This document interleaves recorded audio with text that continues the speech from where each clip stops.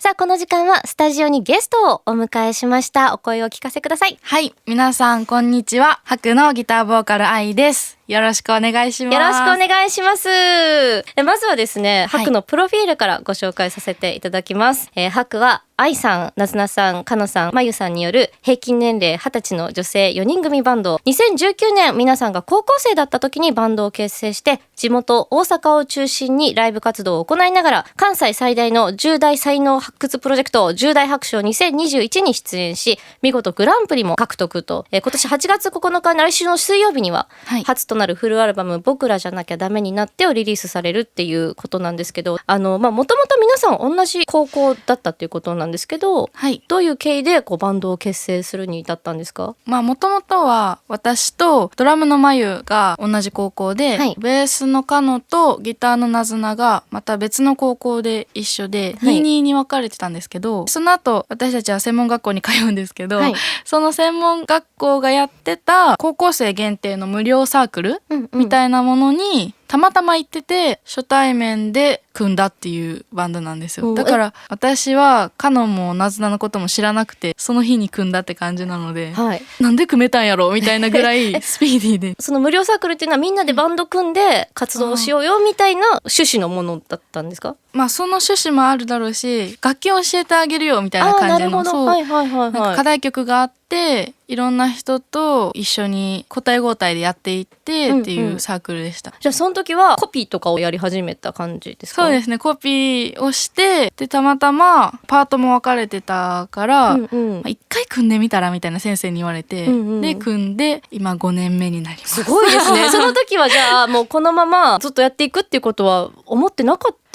そうですね、人と音楽やるっていうのちゃんとやったことがなかったので。そうか、じゃあバンド組むのも初めての状態。そうですね、高校の時は軽音部あったんですけどその部活内だけだったというか部活外でやるのは初めてだったので、はい、そうちょっとドキドキはしました、それがでもねどうなるか分かんないもんですね。ちなみにそのコピーっていうのはどういうのやってたんですか？ミュージバンドの先輩の曲だったりとか、あとはでもスキャンダルスキャンダルじゃないフィンランズそう今混ざっちゃったモズコート着てるね、はい、とかあとエルレガーデンとかもいろいろやりましたね。ハクのメンバーの皆さんとしてはどういう音楽を聴いて育ったんですか？ハクは結構みんなバラバラで、ドラムのまゆは最初はバンドっていうより BTS とかそっちの、K-POP とか結構好きだったんですね。 K-POP だったし、なずなはミセスが大好き。ミセスグリーンアップル、もうミセスラブの人間で、カノはオレンジレンジかな、オレンジレンジをバラバラですねずっと聴いててみたいな、結構みんなバラバラで。愛さんは？私は歌詞とかで言ったら影響を受けてるのは一番はサカナクションなんですけど、高校生の時にいろんな音楽を聴くようになって、自分の好きなジャンルとかが分かるようになっていって、インディーポップとかに出会った時にこれかもみたいなのは感じましたね。インディーポップっていうとガールインレッドとか、あと出てこないなんちゃらかんちゃらベイみたいな誰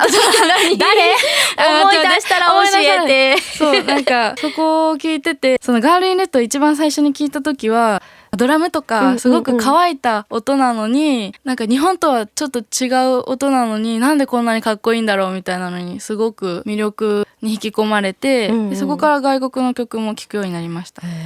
そして今月9日に初のフルアルバム僕らじゃなきゃダメになってをリリースっていうことなんですけれども、これまずはどんなアルバムになりましたか？今までのハクを知ってくださってる方は、そのエッセンスも取り入れつつ、でもやっぱりなんかこれほんまにハクみたいな、イントロ聞いただけでも誰の曲、ハクの曲ってなるくらいいろんなことに挑戦したアルバムだなって思います。じゃあ例えば次お送りするこの曲とかの新たなチャレンジっていうのはどの辺だったんですか？イントロでみんなが入ってこないというかオールインしないというか、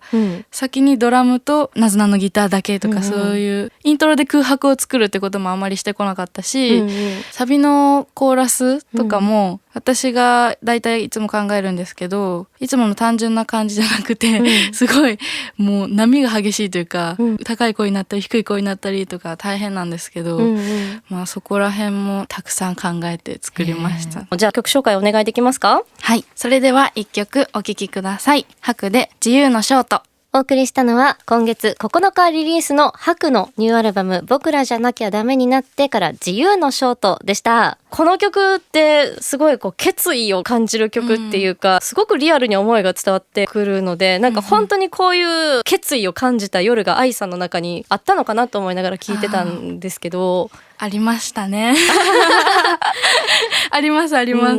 なんか結構自分の実体験とかを曲にすることが多くて、はい、まあでも実体験をそのままガツンって書いたら重たくなっちゃうから、自分が見た景色とかふわふわ思ったことを自分しかいないトークの一人ラインとかにペッペッって投げて、はい、そこから作ることが多いです。まああんまりその日記みたいにならないようにっていう、まあ、日記でもいいかなとは思うんですけど、はい、なんかちょっとひねりたい欲とかが出てくるから、どんどん。でも特に今回のアルバムからなんかあえてそういう受け手に委ねるみたいな感じで歌詞書いてはるのかなっていうのは思ったんですけど、そうですね EP にも入ってたんですけど、内部女の子っていう曲から結構委ねてるなって自分で思いますでもこれがいいのか悪いのか分かんないけど、なんか今できることを残していこうと思ってて。ちなみにショート、自由のショートのショートっていうのは髪型？そうですそうですなんかその当時は髪の毛短かったので、そのショートカットっぽい短さをショートってつけました。今回のアルバムはですね、宇多田ヒカルさんなどを手掛けてきた音楽プロデューサー川野圭さんも参加されているということで、作詞作曲は愛さんが全部担当されているわけなんですけど、この川野さんの参加でそれまでとすごく変わったこととかってありました？メンバーみんなのこのフレーズとか、音に対する引き出しが増えたかなっていうのが一番ですね。それは川野さん自身がこういう風にやってみたらみたいな感じでアドバイスというか引き出してくれる？そうですね。あとは私も結構質問できるようになったというか、わからないことがわからないから聞けないじゃなくて、何がわからないかが分かってきて、質問できるようになったのも大きいかもしれないです。受験生みたいな。ほんまにもう勉強大嫌いなんですけどねなんか結構先生的な立ち位置だったんですかね。まあ、先生でもあるし、一緒にご飯食べに行きたい友達みたいな、でももちろんめっちゃ年上ですよね。そうですね頼もしいですね。でもね、白としてなんか今後やってみたい、チャレンジしたいことってありますか？遠征が増えてきて、行ったことない場所に行くと、メンバーは多分一番はご飯って言うんですけどそこの現地の人とかやっぱ人と関わるとやっぱ地元の感じとは違うなとか、そういうことを感じられるので、やっぱいろんな場所に遠征をしに行きたいですね。それはなんかお客さんの反応とかもやっぱ地域によって違うみたいな、そうですね。反応も違うし、普通にこう物販とかでお話ししてる、イントネーションも違うところもあるし、なんかすごいほわほわしてるなとか、すごいハキハキしてるなとか